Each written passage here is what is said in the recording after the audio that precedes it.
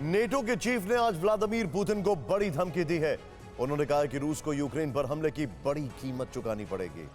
NATO का यह बयान ऐसे वक्त में आया है जबकि यूक्रेन के न्यूक्लियर जहर के बाकी यूरोपीय देशों में भी फैलने की आशंका बढ़ गई है।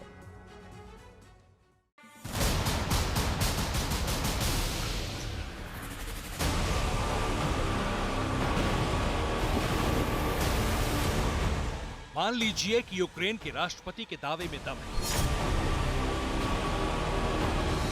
मान लीजिए कि ज़पोरिज़िया पर रूस ने मिसाइल दागे।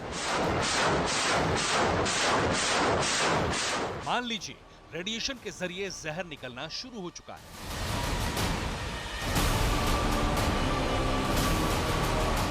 तो सवाल यहीं से उठ रहा है कि अब क्या होगा?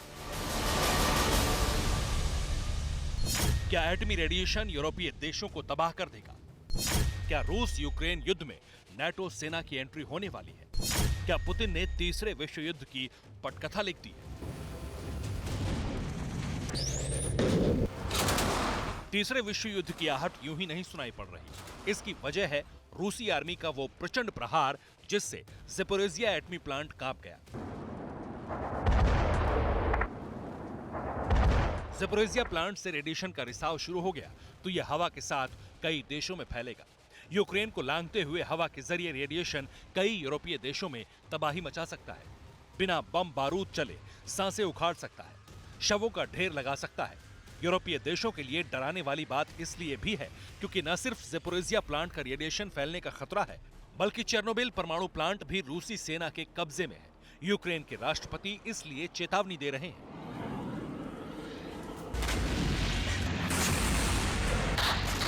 Прокиньтесь, будь ласка, говоріть своїм політикам. Російські війська обстрілюють атомну станцію в Україні, Запорізьку атомну станцію, місто Енергодар.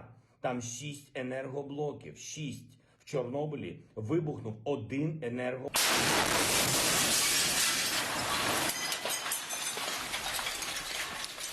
बाकी यूरोपीय देशों में अगर रेडिएशन फैला तो नाटो सेना तुरंत एक्टिव हो जाएगी।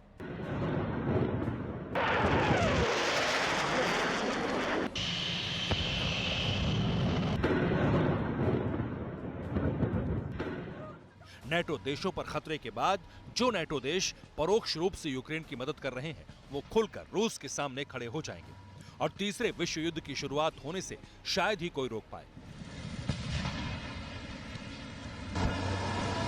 तीसरे विश्व युद्ध की शुरुआत के संकेत समंदर से भी मिल रहे हैं।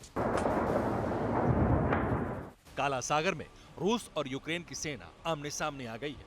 भूमध्य सागर में रूस को जवाब देने के लिए अब फ्रांस भी उतर चुका है।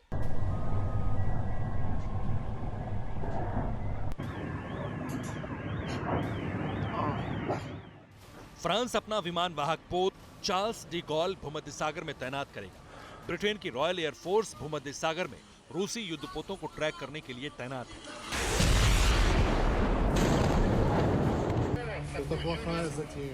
नाटो के बारूदी लड़ाके भूमध्य सागर में रूस को घेरने के लिए पहले से ही एक्टिव हो चुके हैं।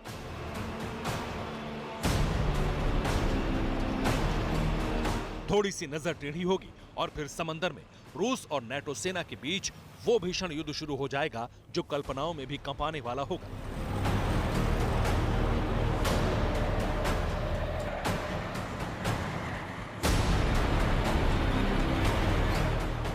इतना बारूद बरसेगा जिससे समूची दुनिया थर्रा जाएगी। विश्व युद्ध की आशंका हकीकत में बदल जाएगी। Bureau report, TV9 Bharatvarsh. फिक्र आपकी, सोमवार से शुक्रवार रात 9 बजे सिर्फ TV9 भारतवर्ष पर।